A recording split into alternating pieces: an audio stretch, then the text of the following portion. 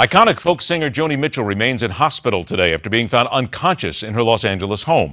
The exact cause is still a closely kept secret, but it's an ailment the 71-year-old believes she suffers from that's getting plenty of attention, mostly because medical professionals say it doesn't exist.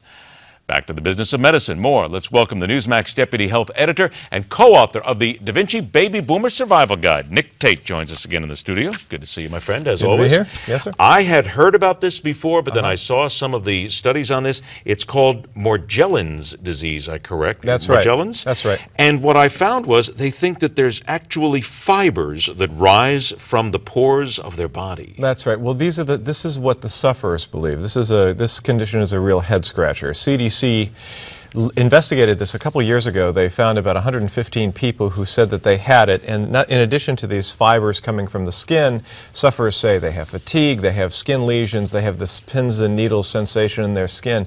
And in doing the research, CDC found they could not identify an infectious cause, an environmental cause, or any other physical cause. So the conclusion, they believe, is that it is a psychiatric disorder, and that these sufferers feel that they have it, and that it's akin to something called delusional infestation, where people believe that they have bugs crawling all over their bodies. It sounds like this because they say their skin feels like it's erupting from underneath, infested by insects, worms, or fibers. That's right. But then how, and I guess here's the question, how is it that some people actually have, and they hold out their hands, and I've seen these fibers that stand just a couple of inches above their skin? Well, what the CDC believes is those fibers resemble clothing fibers that may become entangled in wounds or scabs or crusty skin. They don't know for sure. Clinical science may one day identify a physical malady, but for now they're thinking of it as a mental health disorder. And I don't want to run the risk of diagnosing Joni by television here. No, but she says she suffers from it. She does, and the truth is that they find that people who have this condition also typically suffer from things like depression. Illicit drug use is a factor in some cases, so it could be there are other things happening, but we certainly wish her well in her recovery from whatever it may be. Absolutely. Here comes medication of another kind. Wait a minute now. Here's another head scratcher. A study that says acetaminophen, which is basically Tylenol, doesn't work for lower back pain or osteoarthritis. Wait a minute. I've had back pain before, and I've taken it, and it's worked. Well, you know, this is one of those cases where we have to be careful about one-size-fits-all recommendations. Now, Tylenol is, in fact, the leading guideline recommendation for drug painkiller use for both osteoarthritis, which is the leading cause of arthritis around the world, as well as lower back pain. But this analysis of studies suggests that it does not work for everyone. I think, to me, back pain, arthritis, you can treat them a variety of ways: physical activity, physical therapy, chiropractic treatments. The goal here is really not to just simply pop a pill and say I'm cured. I think the upshot of this research is that you should consider your options. If it works for you, great. Nothing works. Nothing is as successful as success, right? There you go. If it doesn't work, try something else. Works in the head, go for it. 2 minutes left. Let's get to a couple things quick. 3 groups of health experts, updated guidelines on blood pressure. What are they telling us? That's right. They're telling us that there should be more flexibility in blood pressure guidelines. For people who already have heart conditions, they're recommending now 140 over 90. And for folks who are at risk, they're recommending 130 over 80, which is close to the 120 over 80 that we hear typically for most healthy people.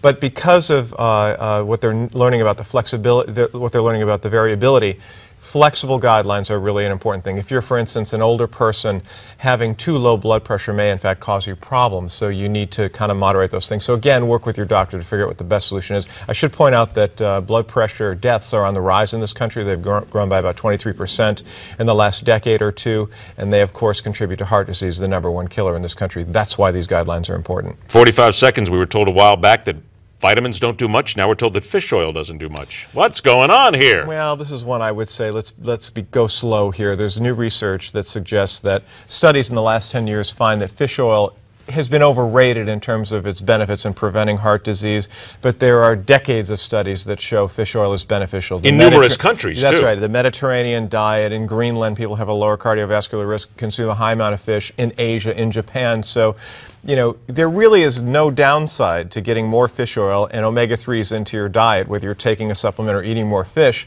Until we see more studies, I don't think we can conclude that fish oil is a bad deal. You should take it. If we can just get down to the point where you can take the fish oil pill and it doesn't come up at least 30 seconds later. Those exist. You got it. They're more expensive, but I hear what you're saying. More expensive, but it's like every time you go, "Excuse me, honey, why do you smell like trout with your breath?"